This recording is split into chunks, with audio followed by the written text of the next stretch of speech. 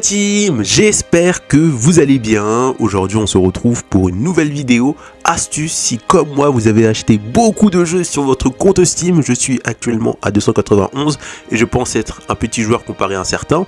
Si jamais vous avez acheté beaucoup de jeux sur Steam et que vous continuez à en acheter et que vous avez accumulé pas mal de jeux sur votre compte Steam, et que vous n'avez pas joué à la plupart de vos jeux Steam et que une fois que vous avez terminé un ou des jeux, vous vous demandez quel jeu je dois jouer sur mon compte Steam, je vais vous présenter une astuce qui va vous permettre de noter la plupart de vos jeux, que ce soit par rapport aux avis Steam, aux commentaires Steam de chaque jeu. Donc ça va répertorier directement tous vos jeux du mieux noté sur Steam au jeu le moins noté sur Steam par rapport à votre bibliothèque bien sûr. Et on peut aussi afficher sur certains jeux la note Metacritic. Pour les personnes qui ne savent pas ce que c'est, Metacritic, c'est tout simplement un site connu de jeux vidéo qui note les jeux vidéo. Donc premièrement vous allez ici, donc vous allez dans bibliothèque, ensuite vous descendez et là vous cliquez bien dans tous les jeux et on va cliquer sur ordre alphabétique et vous pouvez voir qu'on peut d'abord afficher la note Metacritic. Donc là vous allez voir que sur tous vos jeux de votre bibliothèque une note Metacritic va être affichée, enfin le score que le jeu a eu sur le site Metacritic. Donc ça marche pas avec tous les jeux, mais pour une grande partie des jeux on peut afficher la note. Donc voilà, donc on peut voir qu'on a eu des jeux un peu moins bien notés en jaune, etc. Voilà, donc et pour le reste, on n'a pas.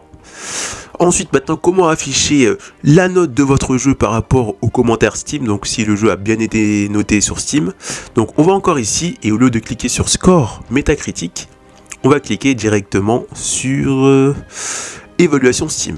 Et là, c'est pareil, on va retrouver les jeux les mieux notés sur Steam qui vont apparaître directement en haut.